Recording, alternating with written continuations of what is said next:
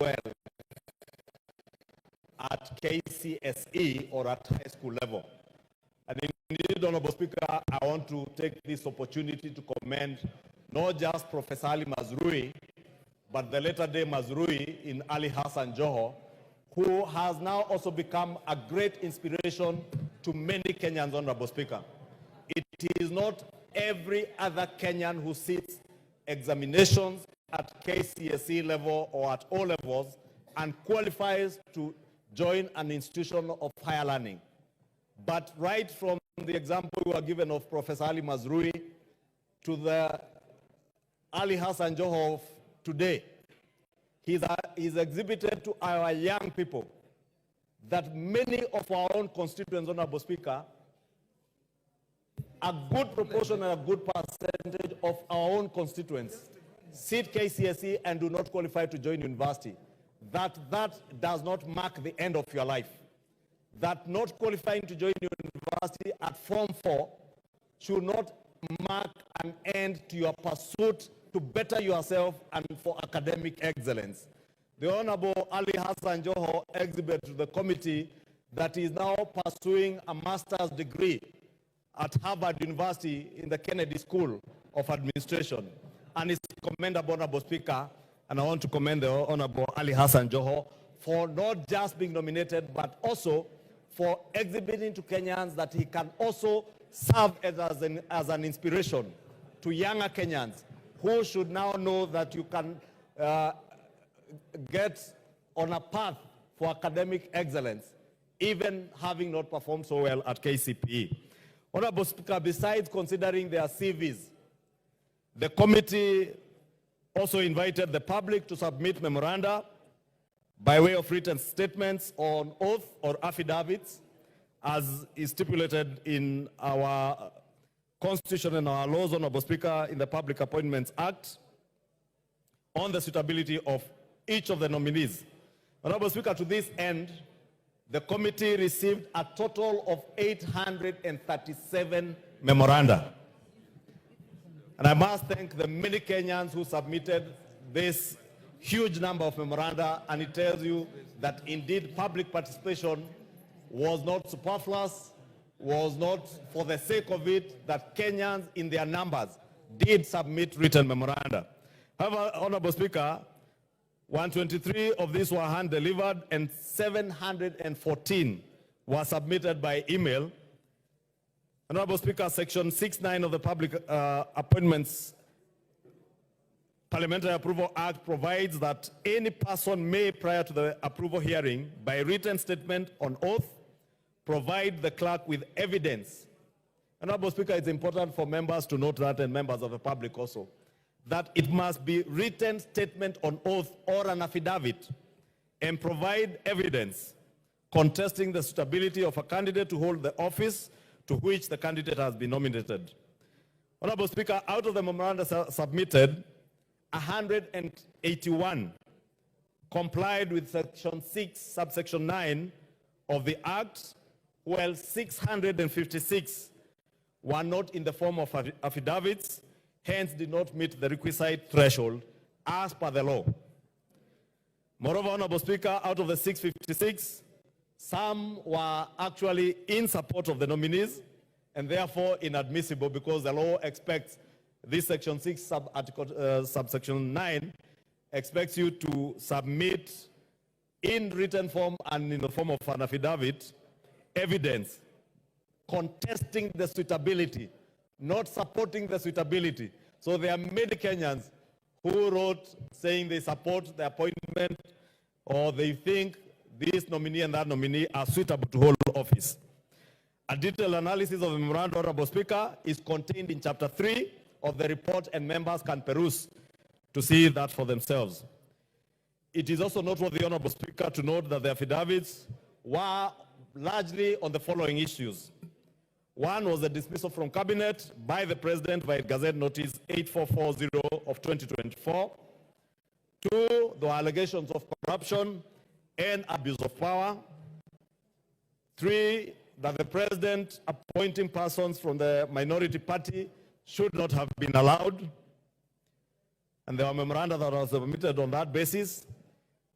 4 is that the list of nominees did not comply with the 2/3 gender rule or gender principle. 5 is that the list of nominees did not reflect representation from special interest groups. 6 is that integrity issues and alleged violation of Chapter 6 of the Constitution, and lastly, alleged violation of Articles 103, 1E, and 194, 1E of the Constitution. Honorable Speaker, it is notable that all these issues, and members and the public will be able to see from the report, were exhaustive. These issues, Honorable Speaker. There is not a single issue of the 7 or 6 issues that I've mentioned here that have not been exhaustively, as you'll see in the report, been addressed, because we are obligated to do that by our own statutes, that we must address each of the issues that have been raised in memoranda. Honorable Speaker, additionally, 163 affidavits contested the nomination of 10 nominees on grounds that they had previously been dismissed from office, and hence they could not lawfully be reappointed to cabinet. Honorable Speaker, to this end, the committee observed that Articles 132, Sub-Article 2, and Article 152, Sub-Article 2 of the Constitution of Kenya vest the power to constitute the cabinet solely on the president. The committee also observed that the nominees were not dismissed under the provisions of Article 75(2) of the Constitution and were therefore not disqualified from holding any other state office. Honorable Speaker, that point was canvassed in committee, and I know even in other fora outside the committee, this matter has been canvassed. And it was a finding of the committee, Honorable Speaker, that any of the nominees who has not been dismissed pursuant to Article 75(2) is not excluded from being reappointed after dismissal by His Excellency the President, and I think that was important to be clear. Two, Honorable Speaker, the word dismissal is in line with the provisions of Article 152(2). And members, if you read that article, you will see that the article says the President may dismiss or reassign cabinet secretaries. Therefore, there is no option under the current Constitution to suspend or to ask someone to step aside. He can only dismiss you or reassign you. And when the President chose, as is stipulated under Article 132, it is prerogative to appoint and dismiss cabinet. When he chose to dismiss, in the words that are stipulated in the Constitution, he was well within his powers to do that, Honorable Speaker. Therefore, Honorable Speaker, there is no legal provision that bars the President from reappointing any person who has been indicted as being unfit to hold office under Article 75 of the Constitution or any relevant law. In respect of the age, Honorable Speaker, the committee observed that the nominee, the Honorable Justin Bidan Muturi, had not been dismissed as AG, but had resigned in accordance with Section 11 of the Office of the Attorney General Act, in consultation with the President, to give the President an opportunity to reorganize his government, as evidenced by Gazette Notice number 8440 of 12 July 2024.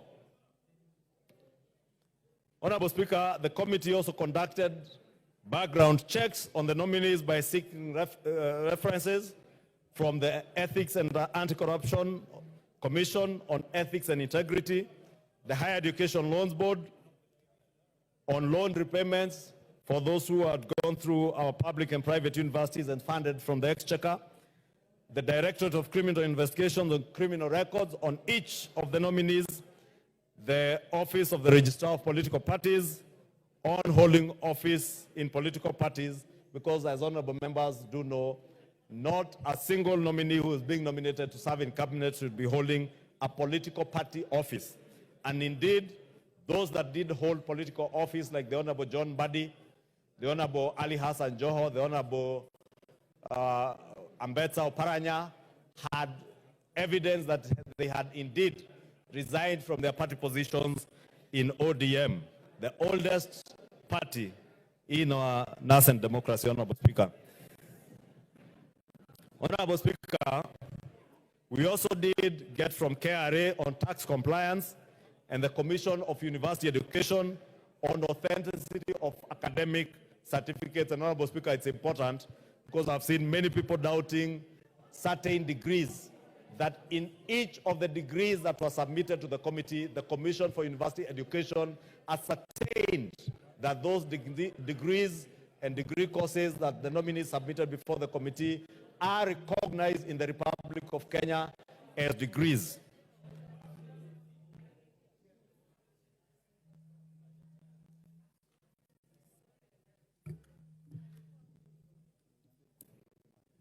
Honorable Speaker, in considering the suitability of nominees for appointment, the committee paid due regard to the constitutional and statutory requirements relating to the offices in question and whether the nominees' abilities, their experience, and qualities met the needs of the said offices.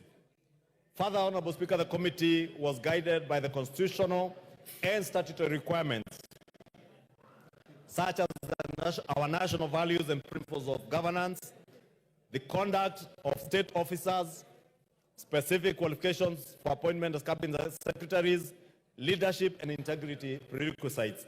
And Honorable Speaker, it is in this light, Honorable Speaker, that we have recommended, having looked at the suitability of the nominees as was assessed after scrutiny of their background, their academic credentials, as I said, their professional qualifications, their work and professional experience, their personal integrity, as well as their performance during the approval hearings.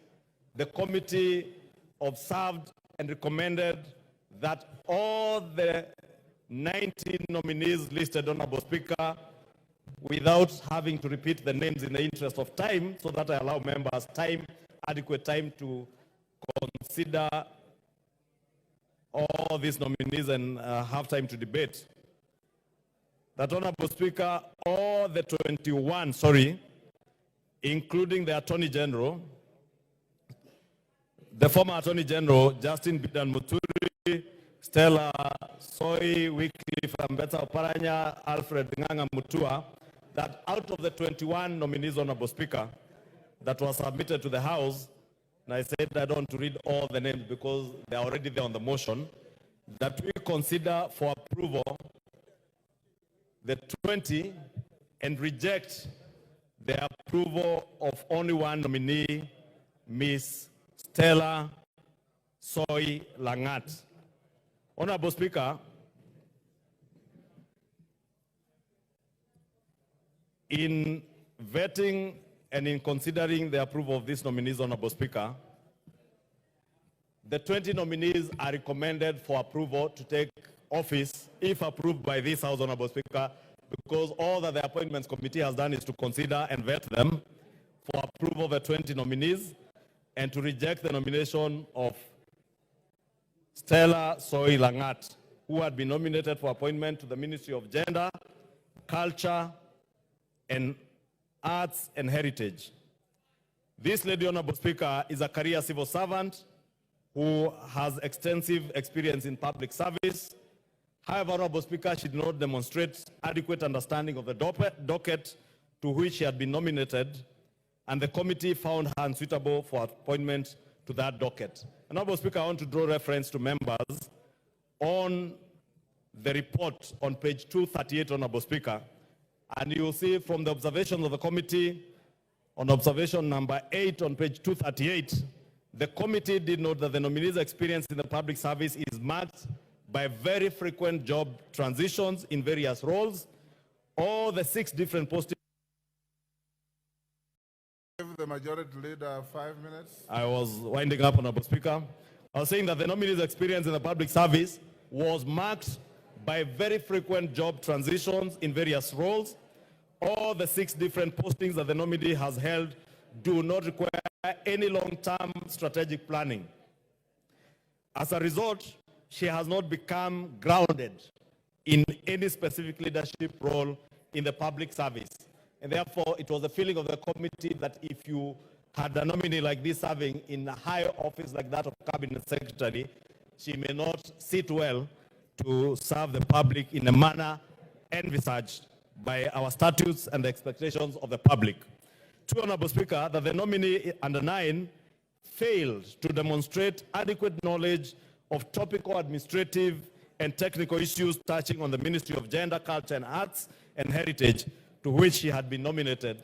Honorable Speaker, those who are watching will remember a few of the unfortunate mentions of our honorable ladies without husbands, and this being a gender ministry, Honorable Speaker, it was a feeling of many people across the country that she may not sit well to address gender issues in that ministry. True, Honorable Speaker, that the nominee is unsuitable for the position to which she was nominated, as she was unable to respond to in a satisfactory manner to the queries raised during the approval hearing relating to gender, heritage, and culture. Honorable Speaker, I will also want to close, Honorable Speaker, by asking members that being nominated to this high office of a cabinet secretary is indeed a great honor.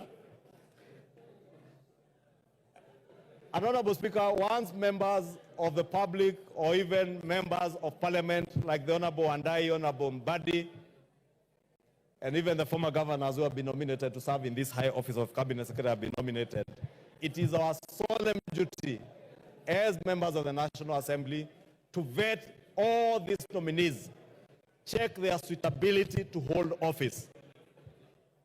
There may be a feeling, Honorable Speaker, that this or that nominee may not sit well in a certain docket.